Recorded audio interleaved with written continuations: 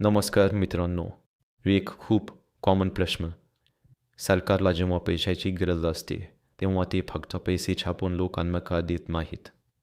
ऐकायला खूप सोपं वाटतं. पैसे छापा आणि सगळ्यांना श्रीमंत करा.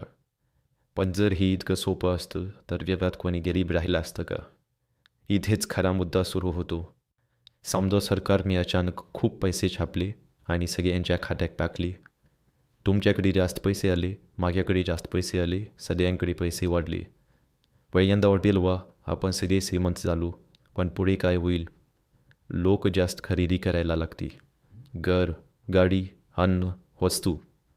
पण लक्षात घ्या, वस्तूची संख्या तेवढीच आहे. म्हणजेच डिमांड वाढली, पण सप्लाय तशीच राहिली. आणि इथेच सुरू होतं महागाई, म्हणजेच इन्फ्लेशन. दूध 50 रुपयाचं होतं, ते 80, 100, 150 होतं. कारण विक्रेते म्हणतात लोकांकडे पैसे जास्त आहेत तर आपण किंमत वाढवू.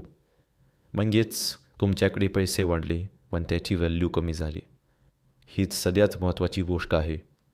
पैशाची खरी किंमत, व्हॅल्यू. जर पैसे जास्त प्रमाणात छापले तर त्याची किंमत कमी होते. इतिहासात हे घडलं आहे. काही देशांनी खूप पैसे छापले आणि तिथे परिस्थिती इतकी वाईट झाली की लोकांना एका रात्री जाती नोटांची देडी घ्यावी लागली. याला म्हणतात हायपर इन्फ्लेशन.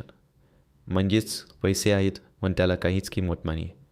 आता एक महत्त्वाचा प्रश्न. मग सरकार पैसे छापतच नाही का? छापतं, पण मर्यादित प्रमाणात. कारण इकॉनॉमीमध्ये बॅलन्स ठेवणं गरजेचं असतं. जर जास्त पैसे छापले तर जास्त महागाई. पण जर कमी पैसे छापले तर इकॉनॉमी स्लोली होऊ शकते. म्हणून सेंट्रल बँक्स जसं भारतात RBI खूप केअरफुली ठरवतात किती पैसे सर्क्युलेट करायचे. म्हणजेच पैसे छापणं हा उपाय नाही. उपाय आहे प्रोडक्शन वाढवणं, जॉब्स वाढवणं, इकॉनॉमी मजबूत करणं. कारण खऱ्या संपत्तीचा अर्थ काय? जास्त पैसे नाही तर जास्त वस्तू, सर्व्हिसेस आणि ऑपॉर्च्युनिटीज. शेवटी एक सोपी गोष्ट लक्षात ठेवा. व्हॅल्यू महत्त्वाची असते, अमाऊंट नाही. जर तुम्हाला हा व्हिडिओ आवडला असेल तर लाईक करा, शेअर करा आणि चॅनल सबस्क्राईब करायला विसरू नका. धन्यवाद.